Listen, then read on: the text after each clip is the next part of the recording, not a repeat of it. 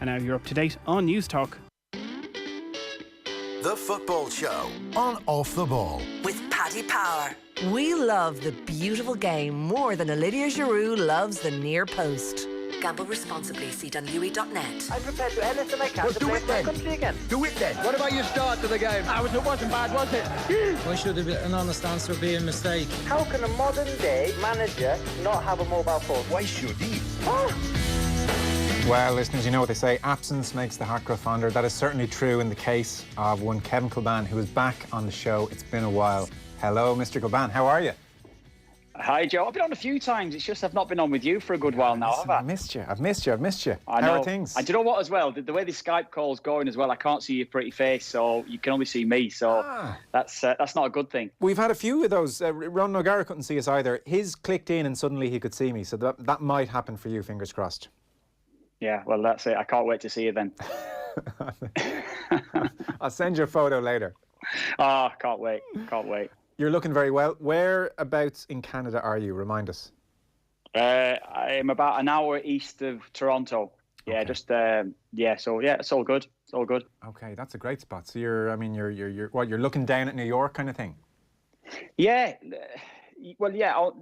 Obviously, Lake Ontario splits Toronto and Northern State, New York State. So yeah. So the next state along would be straight directly south of us. Would be straight into New York State. Yeah. I think it's Buffalo. I think we're probably the one you'd first hit. Okay. And what's the COVID situation in your neck of the woods? Is it lockdown, or are you getting out and about and businesses are open? Yeah, it has been locked down. It's been pretty much the same as it would have been over there back home. But I mean, it's just, one of those you had to get on with. I think we have been quite fortunate here.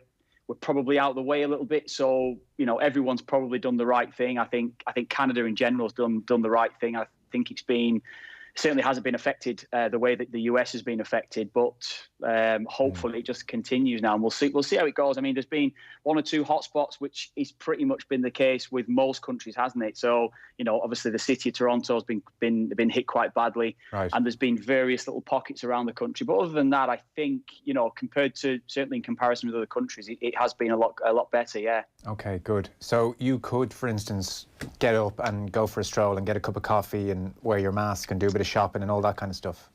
Yeah, that's only been in the last couple of weeks. Again, pretty much in keeping with what's been happening with you guys back over there as well. Restaurants and bars are open again now. And it's been pretty much limited exercise up until a few weeks ago as well, which again was the same as what it seems to be back over there as well. So just have to mind yourself as it was, but everyone's now is compulsory in masks again, pretty much the same. You'd really be going out now without your mask, and everyone's in the same boat, I suppose. Yeah. Well, there's my version of limited exercise and there's your version of limited exercise. I have seen a few photos of you on Instagram over the last while. You're ripped at the moment. I'd say your body fat is back single digits, is it? I don't know. You've got an obsession with this sort of thing as well, with body fats and things like that. No, you're in great shape. No, hang on. Talk to me for a second. You are in great shape. You're you haven't been in this kind of shape in, I'd say, 10 years. Yeah, I'm probably in decent enough shape. I'm not fit. That's the thing. I've just not been drinking as much. I've not been eating as much, probably. So right. It's maybe lowering the alcohol intake. I think someone said to me, someone from Off the Ball actually messaged me recently and just said, who would have known that not going out every single night of the week, not having a few pints, and maybe just living a simple life, who'd have known that would have been a good thing for you? So, yeah, right, they're on the money with that, yeah. Shocked. You go. I do remember George Clooney being asked how he'd lost a lot of weight once, and he said, I've done this weird thing. I've eaten less and I've exercised more. And lo and behold.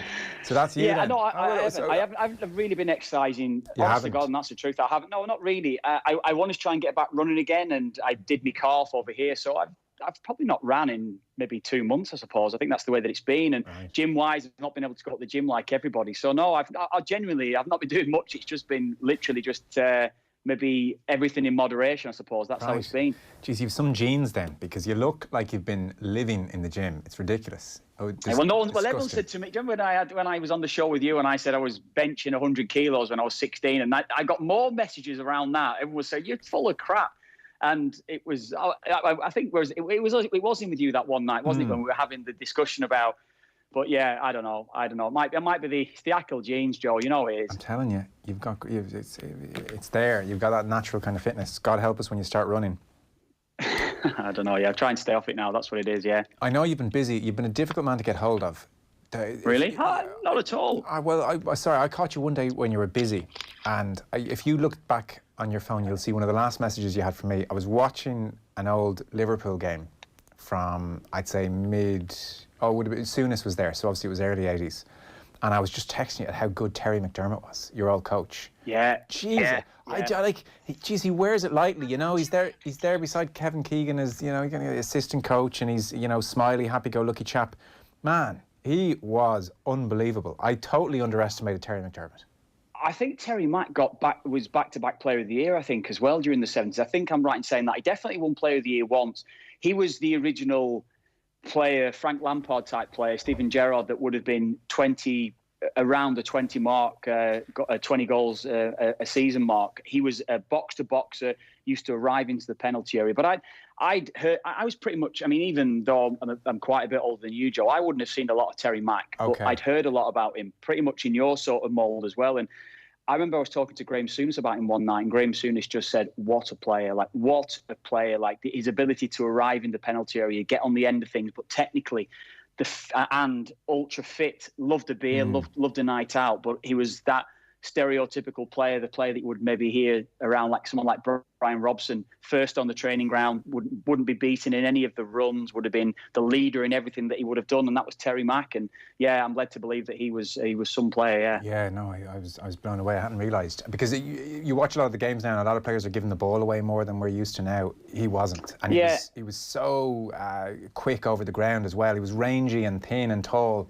I know he's not a tall man as such by modern standards, but he seemed to be bigger then. I just couldn't, because he came into studio once. You interviewed him here, and it totally passed me by who had just walked into studio. I knew who he was, but I didn't realise what a player he was. Yeah, I think many would, because I think Liverpool had that many great players, and you could seriously call them great players through the 70s and 80s. You wouldn't necessarily think of Terry Mack in the Souness, in the Dalglish mould, in the Lawrenson, Hansen. You wouldn't necessarily be putting him in that sort of bracket, would you? But no. From what I've been told, certainly when you talk to someone like Souness, who's great on the older guy, said just top class, absolute top-notch player, Yeah. Well, that was the last time I was texting you anyway. It's interesting. Can I just ask you that? You just said something. You just said something there. I said watching a lot of games where players giving the ball away and things like that. I don't know. I think I've been condensing a lot more football over the last few weeks, especially since COVID has hit, and we've obviously taken a lot more games on, watching back-to-back games here and there as well. And I found a lot of the games have been very predictable over the last, I would say, 2 or 3 months, certainly since it's started up again, and more so because I'm probably watching more on TV rather than going to the games as well. I don't know if you found that yourself. Predictable as in results, or like just the general who's going to pass where? General pattern of play and how the game's going. It's almost as if, you know, when one team is starting, another team knows how to press that team. Teams are finding it difficult to get out. There's no one that's able to break presses. And I think that's why Liverpool have been so good, I feel, probably this last couple of seasons, because they've found ways where they have been direct at times. They've mixed it up a lot more than other teams. And I think that's why Liverpool have been so successful, because they've not just played one way every single game. And I think that's what's maybe been the factor that a lot of teams couldn't maybe work out about them, or haven't been able to work out about them. Yeah, no, it's an interesting point. That hadn't jumped out at me, but I mean, I'm talking to a real football man now. You know, you're seeing things I can only dream of. I never said that, Joe. I never said that. This is the point. So, interesting, you're saying you've been watching a good bit of football. We're reflecting on the final weekend. United and Chelsea beating Leicester and Wolves, so they're in the Champions League. Spurs with Leicester, also in Europe, and it's Bournemouth and Watford who go down with Norwich. Interestingly, you're one of the few who at the start of the season, I know, had United to finish in the Champions League spots. Most didn't. Now, I suspect on the 30th of January, when they were 13 points off third spot, and then Bruno Fernandes joins, you're probably writing them off at this stage. Yeah, I think probably most were. I think most were expecting maybe even as low as 7th or 8th at that stage, wasn't it? But it has been a great turnaround. Bruno Fernandes is absolutely the signing of the last transfer window, wasn't he? Probably the signing of United for the last probably 4 or 5 years. You'd have to say Fernandes he's been that influential on the team and on the squad in general. So yeah, I think United have slowly got better, and I think probably Christmas time. Yeah, I think that prediction goes out the window, doesn't it? I mean, Chelsea getting in as well. I think Chelsea's probably a bigger story this season with what happened with them having the transfer ban at the start of the season for the last summer's transfer window or the what was it, the June or July transfer window. So I think that was a story. I think that was the story of the summertime or story of the season. Chelsea actually doing so well because they had their ups and downs at the start as well. Then they went on a great run. Things started to turn for them, and they've had a mixed bag, I suppose, probably towards the back end of the season as well. But I think that was probably the most surprising thing, the way Chelsea finished. Do you? Because Lampard gets mixed reviews, and there's definitely a backlash to all the praise he gets from the various pundits. He's English, though, isn't he? Let's be honest. So there you go. But that's the point that's being made. Like that, you've got his former teammates generally in a studio, and they're all saying what a great job he's doing, and he's, it's been brilliant. Yeah. And then there's another bunch of people saying, well, hang on a second here. Sarri finished third and won a Europa League. Like, has Lampard done that great a job, really? Is it not been overrated, the job he's done? But you obviously think he's done pretty well. Well, I think certainly with the transfer ban, absolutely, that there was obviously Sarri leaving. They had a lot to change. Introduced Tammy Abraham, who I didn't expect him to go on and do as well as he actually did this season. Tammy Abraham in the Premier League. Mason Mount coming in as well was another. Then he's trying to get Pulisic. He's trying to get him integrated into that side as well. So there's a lot of youngsters. I expected this season to be about maybe steady progression for a lot of the younger players to get a lot of game time, but not necessarily finish it in the top four. So that's the one thing that did surprise me. But just off the back of what you're saying, if you look at Philip Cocu, what he's done at Derby this season, and if you look at Frank Lampard, what he did at Derby last season, there's very little difference between the results there as well. Obviously, Lampard got Derby into the playoffs, but if you, barring the last 3 or 4 games of the season where Derby fell away, there's very little difference between what Cocu did and what Lampard did. Yes. But it's about perception, isn't it? It totally is. Like, there's no doubt Chelsea are not going to be looking at Cocu saying, well, I mean, that fits the profile of what we're looking for. There is no doubt. Absolutely. Lampard has skipped a few rungs in the ladder here by dint of who he is and the relationship he has with Abramovich. I mean, life isn't always fair, I suppose. No, that's right. And no matter what anybody says, very good or top class players don't always and very rarely actually make top class managers. But it helps. That's what you can say, doesn't it? It helps that you're Lampard and you've done so much for that club. It gets you a decent first start. But you think the signs are promising that he can make a decent manager?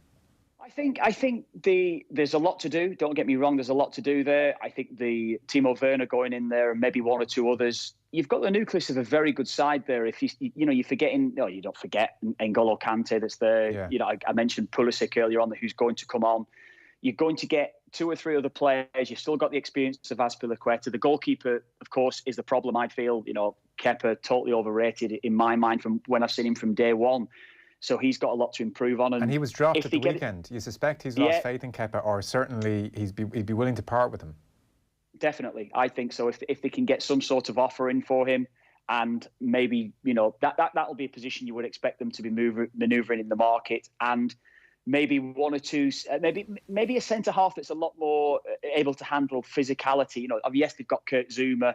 Yes, I know we get Pat on the show quite a lot as well, where he loves Rudiger.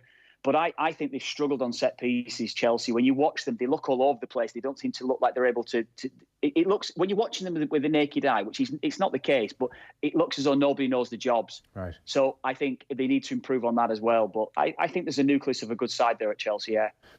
So with a view to somehow getting close to Liverpool and City next year, or, challenging them, though you feel like doing that next season is premature and they won't be able to do it. What do United have to do in the transfer market? Probably goalkeepers. Do you think so? Is that the end of the road for De Gea? I think so. Yeah, I think it's not been. This has not been a new thing. You and I have spoken so often on the show over the last couple of years, haven't we? He's made mistake after mistake, and I do feel as though there's been far too many mistakes by a lot of the top goalkeepers in the Premier League over the last couple of seasons. I feel as though that goalkeeping is absolutely on the decline. I'm talking goalkeeping in itself. Yes, most goalkeepers now, if you're watching them, are incredible with the feet, and they're an extra man, an extra outfield player a lot of the time. But goalkeeping has been very poor, and it's not just De Gea. But United do need a better goalkeeper, I'd feel, if they're going to seriously challenge. Do they need to replace Shaw? Well, he's been hitting. I don't know why are you saying Shaw? Why are you saying they need to replace him? I'm going to keep moving up the pitch. Don't worry. There's others. They need a centre half for sure to go with Maguire. Shaw is fine. You know what I mean? Like, he's done, and he has these moments, and you think, oh, this is, he's going to get it. He's going to get back to what he was, and I'm not so sure that's ever going to happen. He's just fine. No, I know what you mean. Let's use Liverpool as the barometer, fullbacks wise. If you're talking that vicinity, I mean, you could say it's the same applies to Wan-Bissaka, but you have to give him a bit more time. I just don't think Shaw is ever going to get there. If United are being ruthless here and talking, getting close to the top two in the short term, then I would say another centre half, Shaw. Midfield, they're probably okay if they can hang on to Pogba and give McTominay a few more games. And then with the front three, I mean, you're probably saying Greenwood's good enough now to put your faith in. And you give the three of them a go, and you hope Martial and Rashford kick on, and they have an Ighalo type who can back them up. But so I'd say goalkeeper, Shaw, centre half, and you wouldn't turn down an amazing striker coming in as well. Now, they're all big asks. Yeah, it is big. They are big asks. I'd probably say the depth of the squad has got to improve. You probably need 15, 16 players, because United did look tired, didn't they? The last few weeks of the season, they looked wrecked. That FA Cup semi-final against Chelsea as well, they looked wrecked. They looked tired. They looked dead on the feet. So for them to get over the line the way that they did, I think that's an achievement in itself. It shows there is a little bit of steel about the side. But yeah, I wouldn't disagree with you on Shaw. I'd have to say that I think Shaw's been very hit and miss if you're comparing him with a lot of other players. But do you remember when you and I 3 or 4 years ago were raving about Benjamin Mendy and how good this guy was going to be to the Premier League, and you have one serious injury and you're never the same. And the same probably is for Luke Shaw, isn't it? He hasn't been the same since that horrific injury that he's had, and it's difficult really to get yourself back going because of that. Wan-Bissaka, is maybe you say, has he ever been good enough on the ball? And he probably isn't. And that's he's a terrific defender, probably the best one-on-one defender in the Premier League as a fullback. But as a fullback now, there's so much more expected of your game, and he's probably not at the level of several others in the Premier League. I'd say that with Wan-Bissaka. So that's where United, maybe the fullback areas, perhaps maybe need to look. I wouldn't say look elsewhere with Wan-Bissaka, because he's got to improve, and he probably will improve. But certainly, Luke Shaw's a player that maybe could go elsewhere, and they could maybe replace him. Yeah, but I wouldn't disagree. There's maybe 3 or 4 players to go into the starting 11, because they're not too far off. I think that's fair to say with United, but definitely the squad depth is not strong enough for them to be able to compete against the top 2. No. And where are you on Solskjaer at the moment, Kev? I've got to say he's done a very good job, hasn't he? You mentioned there, Christmas time this year, January this year, nobody expected United to go on the run that they've been on and to get into qualify for the Champions League. Solskjaer stressed that straight after the game. We have to be in the Champions League. This is the club that thrives on playing Champions League football or European Cup football as it used to be. So United back in the Champions League is a huge plus. I think we all miss them. Whether you're a United fan or not. I'm not a United fan, but you like to see Man United in the Champions League. Yeah, their box office, they're a big story. Yeah, absolutely. So that's exactly how I'd feel on it. So I think Solskjaer has done the job. I think he has. There's not too many. If you look at what Mourinho did, if you look at what Van Gaal did and maybe others around him, he's done better than them. He's done better than all those supposed top-class managers that have gone before him. So you have to give him credit for that. Whatever he's done, however he's motivated the players, he has a good team around him, getting the team tactically right, because they've played. I think when they were struggling at times over the last couple of seasons, I think they've had to modify their approach to games where they've had to play a little bit of counter-attacking football. And I think it was actually brilliant to watch when you were watching them do. I remember that game against Spurs the other year where they were brilliant playing counter-attacking football. Now they've modified. Yeah, they're better, Joe. I think they're better going forward now. When they have possession, I think they hold on to it a lot better. And it is still baby steps for them. It's still about improving. Yeah, but they can break down a team now in different ways. And a last one on them. Do you agree with the point I sort of slipped in there, that you would look at Greenwood and Martial and Rashford and say, OK, they've earned the right to be a starting front three and really now try and prove themselves with Fernandes behind them and a better team behind them? Or is there still something of a question mark over maybe, well, Greenwood in time you suspect will be fine, but the other two, is there still just for Manchester United and what they're hoping to do, is there still a question mark there? there's always going to be a question. I think more so against Martial because he simply isn't consistent enough. And there are times when you watch him, he doesn't do enough off the ball. I feel he switches off. The game can bypass him very quickly. And United's midfield and even defence got at too readily because I think he switches off at key moments when United don't have possession. So that's something that he simply has to improve on if he's going to go on and be the player maybe that many expect him to be or expected him to be a few years ago. But I wouldn't say Rashford now. I think Rashford this season has been absolutely top class. You know, even before the injury, he was excellent. Had the injury, obviously came back from that. He's been very good towards the back end of the season. So, no, I think again something that you and I spoke about maybe in the last year, certainly at the end of last season, going into the start of this season just gone. You were asking me the question: are those two going to be? It's probably the same question actually. And I said, well, they've both got the ability to score 20 goals a season. So it's not about one striker scoring 25, 30 now. Realistically. Look at Liverpool, look at City, look at the other sides now around Europe. Maybe take Ronaldo and Messi out, of course. Most top-class strikers now are scoring 20 to 25 goals, and you've got another player getting 20 and maybe even an 18 to 20 as well. And United have got two doing that. So, no, I think that maybe you need one other player that's going to be getting onto that level. So they've got three players scoring around 60 goals if they can get anywhere upwards of 50 to 60 goals, yeah. Who's your player of the season, Kev? Kevin De Bruyne. I love watching him, Joe. You know that. I think he's gone right up there with some of the very best in the Premier League. There's maybe he maybe doesn't do things that maybe Keane could do or Vieira could do in the past, but he's right up there with the very, very best that I've seen in the Premier League. People would always judge it on maybe teams winning trophies to get the accolades at the end of the season, the individual accolades. But I would always look at someone individually that I have watched week in, week out, and every single week he'll provide a goal or assist or do something special, and I'm thinking, wow, every time I watch him, and it's Kevin De Bruyne. So I think he's the player of the year, yeah. Right, well, I can't argue with you. I was going to argue for De Bruyne if you'd said Henderson, so I kind of agree with you. Like you said it perfectly there. It's an individual accolade. It shouldn't just go automatically to the winning team. He individually, I mean, he's created the most chances in the league. He scores goals. He's just been a phenomenon. I mean, the Henderson thing, you don't want to take anything away from Henderson, but you could arguably have De Bruyne ahead of him. You could have Trent ahead of him. Potentially, you could make a case for Van Dijk, Mane.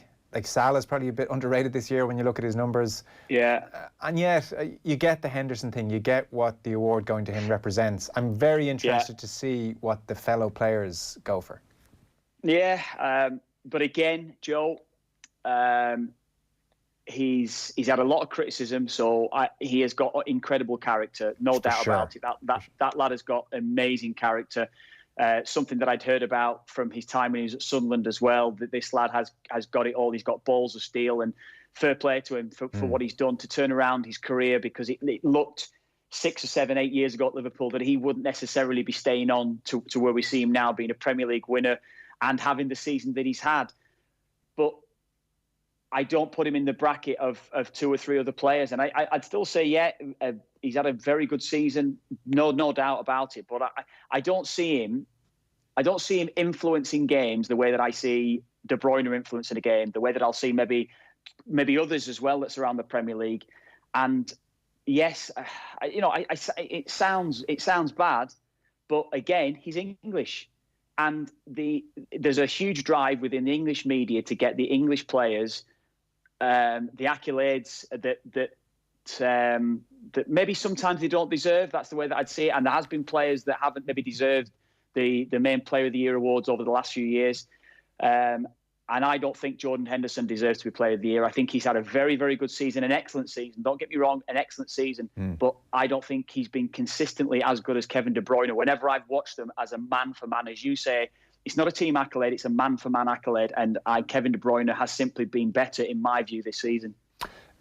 Of all the all-time great foreign imports in the Premier League, and somebody, you in particular will love this, somebody texted in saying that I hadn't mentioned Roy Keane as one of the great imports, foreign imports. And I said, well, traditionally, we've always had Irish players playing in the English league, just like Scots, just like Welsh, so... We'll park that for a moment before you kick off. I know your thoughts. I know your thoughts on that, Joe. Anyway, yes. Yeah, go on. Right, okay. So excluding Irish and Scottish and Welsh. Okay. Foreign imports from when it really kicked off in the 90s. I thought you were going to say the whole of Britain there, Joe. Sorry, I sorry. Go on, carry on. Great Britain and Ireland. No. Right. Where does Silva pitch in amongst Henry's, Ronaldo's, Aguero's, Cantona, Yaya, Vieira, Van Nistelrooy, Company, Stam, Drogba? Like, it really goes on. Zola, Makelele, Suarez, Bergkamp. You know, because when he's leaving, and we talked to Pat earlier, Pat loves him, adores him. When someone's leaving, you know, you can always shower them a bit too much in praise. Where in 10 years' time will we look back on Silva and put him? Well, the thing is, we've looked so heavily upon during your lifetime. You would have done. We've looked heavily on Man United, Liverpool, on Arsenal, maybe even Chelsea as well. Man City, sorry. Although you know the money's only gone into the club over the last 10 years, it's a relatively new thing. So, Man City as a club in general, every one of their players, Sergio Aguero, Kevin De Bruyne, David Silva, Yaya Toure, whoever it will be, they're going into their all-time greatest 11. Yeah. So this is where maybe our judgments maybe been clouded at times, because we look at the other clubs and the success that they've had during our lifetime. We still have maybe a romantic feeling towards them and towards Keane, yes, towards Vieira and all these sort of players, but he absolutely has to go alongside them. For what he did at Man City when Man City first became the club that they have been now over the last 10 years. David Silva, whenever you watch him, there's no doubt about it that Pat would love him. You just know he's a Pat Nevin player, isn't he? And we've all raved about him. We know how he's dovetailed alongside Kevin De Bruyne in recent years, even when he's got a bit older, and how he's had to influence games alongside De Bruyne, maybe even pass the buck over or pass the responsibility over to Kevin De Bruyne to be that influential figure there. So I'd feel, I don't know, I think, I personally, I wouldn't put him in a Keane or a Vieira or I don't know who else you'd maybe say, one or two others, but you have to put him in certainly that sort of mindset, or a Bergkamp or whoever you be. You've got to put him in that sort of reckoning for what he's achieved and how he's turned City around in the last few years. I absolutely would have to put him in that sort of bracket, yeah. Okay. What about Aston Villa next year? So they've hung on by the skin of their teeth. We talked with Pat about Bournemouth earlier, so we don't spare the podcast listeners in particular repetition. Villa next year, and presumably without Jack Grealish. Yeah, it looks that way, doesn't it? Yeah. Well, you would think so. And I mean, geez, if he doubles down and says I'm going to stay and this is my boyhood club and I'm never going to go, then, you know, fair play to him. But he's 25 this year. You kind of feel if that move's going to happen. But Villa next year, you would therefore worry for.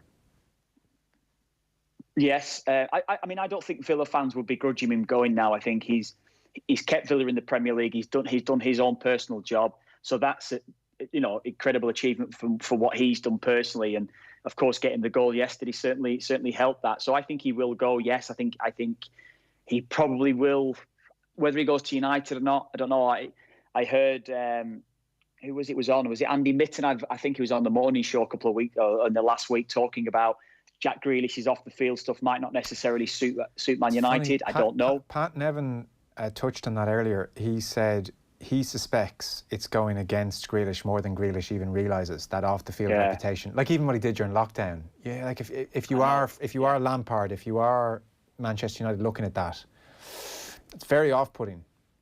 Yeah, I know. And if you look at him as well, Joe, you could see him fitting into Arsenal, can't you? You can see him being an Arsenal player. How many of his type of Arsenal had over the last years? You can see him being an Arsenal player. I can't work out if that's a criticism or not. Do you mean? Yeah, I know. But you can't see him going to Arsenal himself, can you? If he's going to leave, he's going to want to go to a top four club or certainly a side that you would consider a top four club. And Arsenal aren't at that level yet, regardless of what anybody says. He was supposed to be going to Spurs in the last couple of seasons. I don't see him being a Jose Mourinho player. I don't see him playing under Mourinho. So where's your next best option? Certainly don't see him playing for Liverpool. I could see him playing for City. Are you going to replace David Silva with Jack Grealish? I could see it. I really could. But they've got Phil Foden now that's coming into the reckoning that will want more game time. But I could see Grealish playing at Man City. I could see Guardiola getting something out of him. But again, this reputation, does that go before him? I don't know. So there's a few clubs I'd look at. I think United, if you're going to play with him playing for United, then where are you going to play? If Pogba went, if they sold Pogba, I could see United getting Grealish. I could see them going straight in for him. I know. So that's going to be... Can they sell it to Grealish? We've got Champions League. We need a bigger squad. You'll play 30, 40 games. You'll be in and out a little bit. I don't know. Would he go for that at United? He might. Well, still Man United, yeah. Joe. No matter, if Man United come calling, let's be honest now. And I know he's a Villa fan and everything like that, but it's almost as if his job's done there. And I'll go back to your question, what you did ask me before about how do I see Villa. But I think Grealish, I could see him, honestly, one or the other Manchester club, that looks to me like the most likely destination. I don't see him going to Chelsea. I don't see Grealish wanting to go to Arsenal. Liverpool, I don't see Liverpool wanting him. So the only viable options I'd feel then are United or Man United or Man City, and they're the ones I'd be looking at, I suppose. And so then Villa have 3 weeks, 4 weeks off, and suddenly they're back into a brand new season. Who are they going to replace him with? He's been so good for them in the last 3 or 4 seasons. That is a massive worry for them, and there'll be a lot of pressure on Dean Smith. How are they going to use the money to get him in? What sort of money would Grealish bring in as well? How would that money be spread across the club, and who are they going to get in? So I think Villa, if they let Grealish go, if and when they let Grealish go, I think they're going to be in serious trouble next season. Yeah, I think it's going to be another struggle for them. But as we look at the teams coming up, I'm really looking forward to seeing Leeds back in the Premier League. I think that'll be great for next season. Of course, West Brom, my old club, I'm looking forward to seeing how Slaven Bilic does when he's getting them back in. And then out the playoff sides, Brentford in the driving seat with how they've played recently. But I don't think Brentford would certainly, you would imagine Brentford would come down. You would imagine Cardiff, Swansea, and who's the other side that's got in there now? I can't remember off the top of my head. Fulham and Cardiff. Fulham are 1-0 up. Fulham are 1-0 up away to against Cardiff actually this evening. Yeah, sorry, I fancy Fulham actually. Fulham are probably in a better position because the money that they spent last season. So Fulham would be the one that you'd think could cope best out of all the playoff sides. But I think it's going to be a struggle for them all, and I think Villa will be in that bracket of the sides that get promoted. They'll be in and around those sides. Yeah, I would think so. Listen, great to catch up. Stay safe. We'll talk to you soon. Thanks, Joe. All the best. Cheers, man. Kevin Kilbane there. Short ad break. And by the way, as I said, Fulham 1-0 up against Cardiff, 90th minute. Football on Off the Ball. With Paddy Power. As potent as Rashford and Fernandes. Post-lockdown. Gamble responsibly. See www.net. On Friday, October 19th, people all over Ireland will be shining a light on homelessness as they sleep out to raise funds for Focus Ireland. And News Talk wants you to join them. We're asking business leaders, corporates and people across the country to give just one night to sleep out and raise vital funds for those who are homeless in Ireland. You can join one of the socially distanced events in Dublin, Cork, Wexford, Limerick or Sligo, or host your own event. Register now at focusireland.ie/shine a light. Proudly sponsored by Bord Gosh Energy. And find out more on air and on newstalk.com. From the apartment in the city to the cottage in the country, at Energia, we're the power behind 250,000 customers across Ireland. And right now, there's never been a better time to join us and save on your electricity and gas with our cheapest dual fuel bundle. Wherever you're living, know you always get the biggest savings by coming direct to us. Go direct to energia.ie and switch today. Energia, the power behind your savings. EAB €1,364 based on average annual usage. 12-month contract, discounted unit rates, standing charge, PSO levy and carbon tax, T's and C's and early termination fee apply. Valid from June 2020 and subject to change. Verification and T's and C's at energia.ie/EAB. The Galway Races is usually known to attract its fair share of horse racing bluffers. You'd see more bluffing than a Leaving Cert French oral. Je suis un grand baguette. More bluffing than the Monday after an All-Ireland. I think it's strep throat. More bluffing than a Leinster House press conference. Yes, I have in fact read the 300-page tribunal report. And while no bluffers or experts can attend this year, you can live stream every thrilling minute of action from this year's Galway Races for free on the Paddy Power app. Paddy Power. 18+gamblingcare.ie. Football on Off the Ball. With Paddy Power.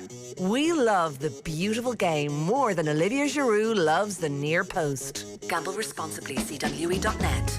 Sorry, Villa fans, by the way, we're already relegating you next year and not letting you, at least for 24 hours, enjoy one of the great Premier League escapes of the last 2 weeks. So, to that end, we had 2 former players on OTBAM this morning. You'll hear Paul Merson in a moment, and first, Ray Houghton. Well, four games ago, they looked like they were doomed. But then they got the 2 wins and 2 draws in the last 4 matches, 8 points.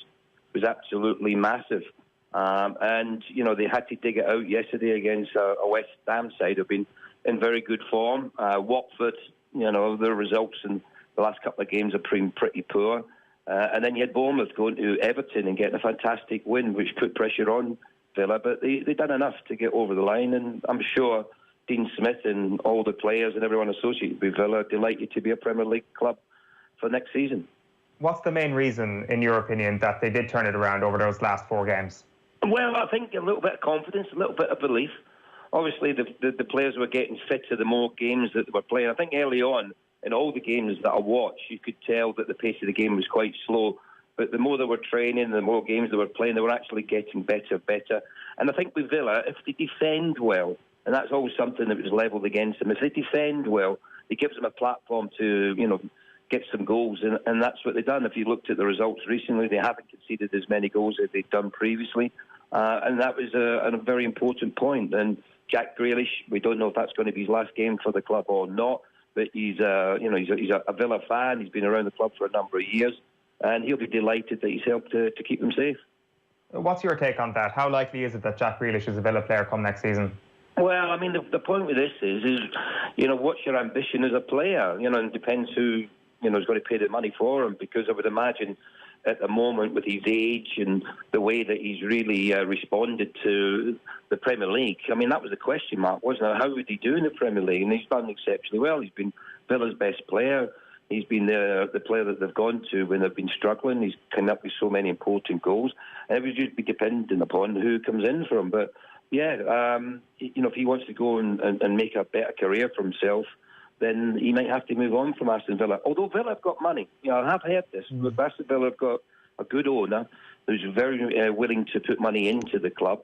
So it might be dependent on the recruitment policy as well. And if they can bring in the right personnel, it might just tempt them to stay for another year just to see where the club is going. Because if you can get success with your homegrown club and the club that you've supported as a youngster, there's no better joy than that. So it will be dependent on what Dean does as far as bringing in the right personnel.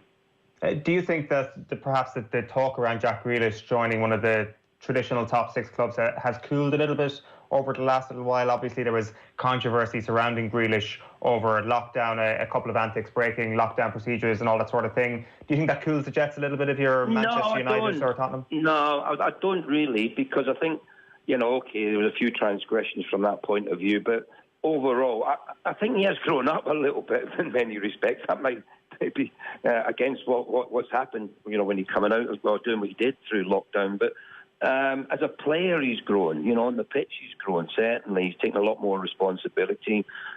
He's doing a lot more in possession of the ball. And I think one of the things is who's got the money. I mean, it's quite easy to say to move on, but I don't know how much, clubs like Chelsea, if they're going to be looking at someone like Jack Grealish, Manchester United. I know Man United have got the money, but the others, I'm not so sure at the moment with the environment we're in. There's a lot of clubs that are struggling because obviously the finances isn't quite there. I'll give you an example with Tottenham. Tottenham normally bring in $5 million every home game. They haven't got that. There's no one coming to the game. So, that's money they haven't got, and they have to be self-sufficient. So I don't know how much money the likes of a Tottenham, for example, will have, or an Arsenal, if they're the sort of clubs that might be looking at Jack Grealish. So we'll have to wait and see, what the priorities are for the clubs and the sort of players that they're looking at. It's a really good point, and that self-sufficiency is a point I wanted to touch on in the context of Liverpool, Ray, because obviously they got to 99 points, an incredible tally yesterday afternoon, and the possibility of now dominating, of at least starting with back-to-back titles, is going to be one of the big themes in the off-season because of that self-sufficiency, because of the fact that perhaps the transfer market won't explode as it usually did in previous summers. Are Liverpool now really well placed to actually back this up and do back-to-back titles? Yeah, I think they are well placed, but I think there will be obviously some opposition from the likes of Manchester United, who had a good end to the season. Chelsea, who have already, they've already gone out there, haven't they, with the likes of Ziyech and a couple of others who have got out and bought Werner as well. So I think they've been doing good business behind the scenes, Chelsea. I think they have to look at the defence and goalkeeper, though. I think that is a weakness because the consistency from that area of the field isn't quite there.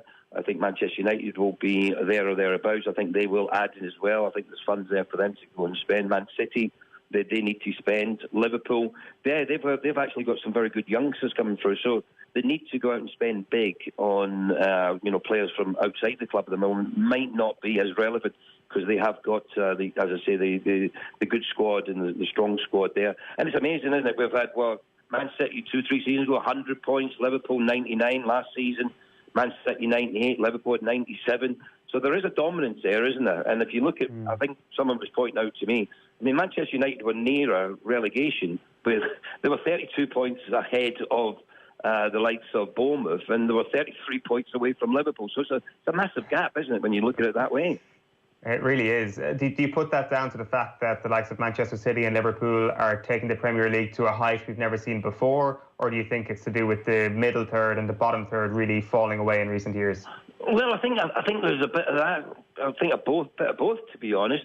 Liverpool 32 wins this season. They had 30 last season. That's an incredible achievement, isn't it? And Man City, had 2 seasons like that as well, didn't they? Where they had 100 points in the following season. Last season they had 98. So it just shows you that with certain clubs, when they get on a run, they're very difficult to play against, and virtually teams are beaten before they've even kicked a ball. But there's a middle ground at the moment, and I think because of the riches in the Premier League, it's all about survival. As long as you don't finish in 18th, 19th and 20th spot for the likes of teams like Sheffield United, and teams like that, Burnley, West Ham, they're happy enough to survive. I was at Crystal Palace yesterday. They've got no funds there, so it's of paramount importance that they stay in the division to get some money in, maybe just to bring in 1 or 2 new faces. But already which teams are going to struggle for next season and the ones that are going to be competing for the top spots. For sure. Having now seen Liverpool achieve the 99 points, the second greatest total in the history of the Premier League in a single season, where do they now rank, having seen the 38 games overall, in terms of the great Premier League winners? Well, they've been first class. The problem they're going to have is because of the pandemic and the fact that the season was so fragmented. It's been going on forever, isn't it? I was at Crystal Palace yesterday, and we were making a joke about, Liverpool was in the Champions League final 13 months ago. And we're still going in the league. That's how mad this season has been. But it'll be memorable, maybe not for the right reasons, but for the Liverpool supporters who've had to put up with ridicule, if you like, for 30 years, not winning the Premier League and not winning the title in that space of time. They'll just be delighted and happy that they've finally won it. And at the moment, they are current Premier League champions, current European champions, and current World Club champions. That's a remarkable turn of events, if you like, since Jurgen Klopp's come in. The finals he's got them to and the trophies that they've won. For sure. And I think even the pandemic, Ray, probably makes it an even more memorable season. We're certainly not going to forget the way they've done it in a hurry. Listen, Ray, good chatting to you. Thanks a million for taking the call. Yeah, thank you. Paul, how are you getting on? Yeah, good, thank you. Good, thanks. Good. Let's start with that. The thing that I've just mentioned there, Roy Keane, not overly impressed with Aston Villa celebrations, but I'm sure you'll forgive them for a pretty big night last night after surviving by the skin of their teeth. Yeah, I can understand Roy Keane. Obviously, he's a serial winner. He's won everything in the game. He's never really been in that position. But they've underachieved Villa, of course, with the amount of money they spent. But to stay up at the same time, you've got to celebrate that. You've got to. Let's be honest, they're not going to win the Premier League, are they? No. They're a team that, if they stay up, it's a job done, and that's what they've done, and they celebrate that like Liverpool winning the league. It's exactly the same for Aston Villa. They just come up from another league, from the Championship. Spent a lot of money, but didn't spend the money wisely. And, their aim is to stay in the league, and, why not celebrate? Absolutely. How much, given the fact that you've just mentioned there, that they've perhaps got financially outmuscled at times over the last little while, how much of this is down to Dean Smith and what he has managed to do in terms of galvanising this group since football has resumed? Well, I'm a big fan of Dean Smith. I thought he was outstanding at Brentford and Walsall, and I'm a big fan of his. And I think the break sort of helped him a little bit. I think if we didn't have lockdown, I think they would have just fizzled out, and they'd just been beaten by Leicester 4-0, ripped apart, and they probably would have just continued and got relegated. But with the break, it helped them, and fair play to put in the performances they did. They rode their luck with the Sheffield United goal. But, you know, the last 4 results are absolutely phenomenal. But it's all about timing. You know, you look at the fixtures and you think, these are hard fixtures. You know, Villa need to get their points early doors. But you go to Everton, who've got nothing to play for, who are struggling. You play Crystal Palace, who are on a bad run, who were safe, had nothing to play for. You play Arsenal, who just had a massive FA Cup semi-final win against Man City that took a lot out of them. And then you look at it and you're thinking, the West Ham game could be a winner-takes-all. And West Ham had done their job, and it was, you know, it was a testimonial football match. Yeah, it's been an incredible couple of weeks for them, really. How do you see the spending going then this summer? Because Ray Houghton was just saying that perhaps Aston Villa are better set financially than a lot of teams that might have been in a similar situation in the past. It's going to be all about Jack Grealish, no matter or not he stays put. But beyond that, is it a situation where if he goes, they then sign, or they probably need to add assets on top of Jack Grealish were he to stay too? Yeah, I mean, my first aim would be to sit down and try and get Jack Grealish to stay. I mean, he's a massive Villa fan. I think he ticks the boxes to stay. There's a lot of boxes to be ticked where he's going to play every week, you know, at Aston Villa. You know, it don't matter how bad he plays. At Aston Villa, he'll touch the ball at least 70 to 100 times a game. You know, you go somewhere else, a big club, one, he's not assured of playing every week. It's not like the old days you get bought and you're going to play every week. One, he might not play every week, and two, he'll have to change his game, and he might touch the ball 30, 40, 50 times in a game instead of 100. So he's got to weigh that up. And I was fortunate enough to play at Aston Villa. It's a massive football club. Ray Houghton will tell you the same, but you're not going to win much at Aston Villa. That's the problem. But that's my main aim if I was a Villa, if in charge at Villa, is to keep Jack Grealish. Yeah, it's and if they don't and they start getting 70, 80 million, don't go and buy 12 players for 5 million quid each. Go and buy a £50 million player if you can. You know, I hate when teams do that. You know, they sell someone for 70-odd million and then they buy 8 players for about 6 million each. I mean, that don't even add up to one player. So, for me, if they do sell him, replace him with another superstar or another hero, I'd say. Paul, we should talk about Arsenal as well and what they might need to do over the next little while. Obviously, this Saturday could be a huge moment in their season as well, even for the mood around the club going into next season. But if you kind of want to read into what happened yesterday, David Luiz has now given away 5 penalties in the Premier League this season, which is the most any player has ever conceded in a single campaign in the competition. Is that immediately where you're looking at, if you were writing the checks at Arsenal Football Club, that a central defender is an unbelievably high priority? It is. You know, it tells you everything about Arsenal. When you have to play free at the back, that means you haven't got any. Your centre halves are not that good. You know, David Luiz is black or white. There's no grey areas. He's either a 9 out of 10 or he's a 4 out of 10. You know, he's not going to give you a 7 out of 10 for 10 games on the trot. He's just not going to do it. But he might give you 4 games of 8 or 9 on the trot, but then he could easily give you 3 games on the trot of 4 out of 10. I don't think he's the major problem. I think, you know, they need centre-halves. And as I say, when you're playing free at the back, you go through all the teams in the country that play it free at the back. That means they haven't got good enough defenders, or the manager doesn't trust the defenders, and that's why you have to play free at the back. So Arsenal would have to definitely buy a centre-half. You know, they're looking at Stones. You hear they're looking at Stones. I mean, he's another one. You know, on their day, top draw, but got another 5 or 6 or 5 out of 10 in his bag every now and then. Which is, you know, when you're playing at top clubs like Man City and Arsenal, you can't afford that. How do you think Chelsea managed to win the league with 3 at the back a few years ago? Was that probably when the Premier League and its title challenging was at its weakest? Or I'm not saying you can't win the league. No way. I've never said you can't win the league. You know, Conte is a top manager, a clever manager. He watched Chelsea get ripped to shreds by Arsenal at the Emirates. And he looked at that game and he went, wow, we ain't good enough at the back, so I will have to play free at the back. They played free at the back and they went on and won the league. Now, that's great management. I'm not saying you can't win the league with 3 at the back. No, of course you can. But good managers like Conte, he see the problem at Chelsea, played 3 at the back and won the league. And David Luiz was outstanding, and he was outstanding, and he can be on his day. You know, I said Arsenal should sign him up again. You know, because you don't play for Brazil, you don't win everything in the game if you can't play. Believe me.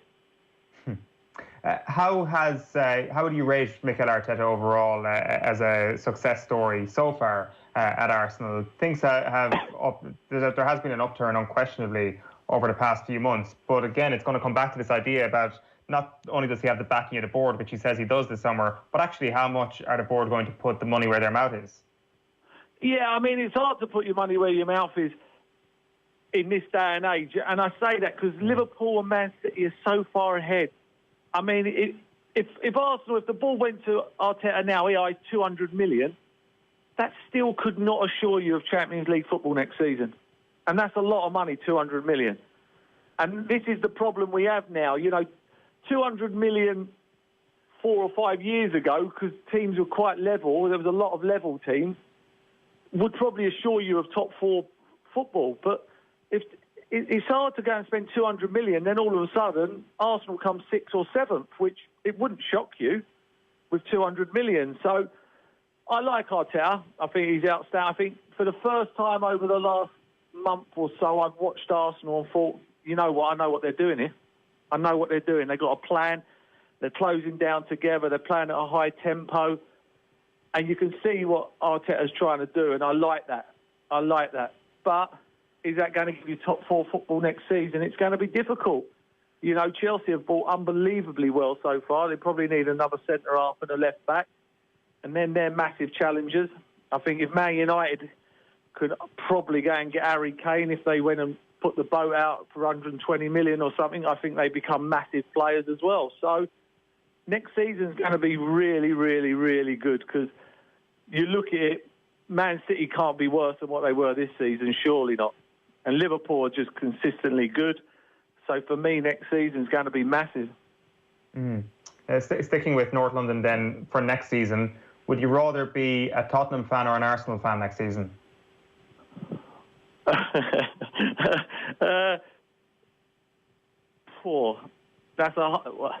You're asking someone who played 14 years at Arsenal, who was at Arsenal for 14 years. So that's not a fair question. But if you was asking me as a neutral, I would probably say Tottenham would finish above Arsenal at the moment. I only say that because of the Aubameyang situation, and Mourinho, I still think one of the best managers in the world of football. I just think Tottenham have got to buy into the way he plays. But as I say, you know, in this day and age, Tottenham's building a massive stadium, no fans allowed in at the moment. If Man United come in with an outrageous bid for Harry Kane, who's the best forward in the league, I don't see how they keep him. I just don't see how they keep him. So it could all change, you know what I mean? You know, Aubameyang hasn't signed yet. You know, everybody wants centre forwards. You know, and it doesn't matter how players are now, you know, 31, 32. You know, managers are buying players now for now. They're not buying them in 4 or 5 years' time, because, let's be honest, these managers are not going to be at that club in 4 or 5 years' time. So they buy for the now, not for the future.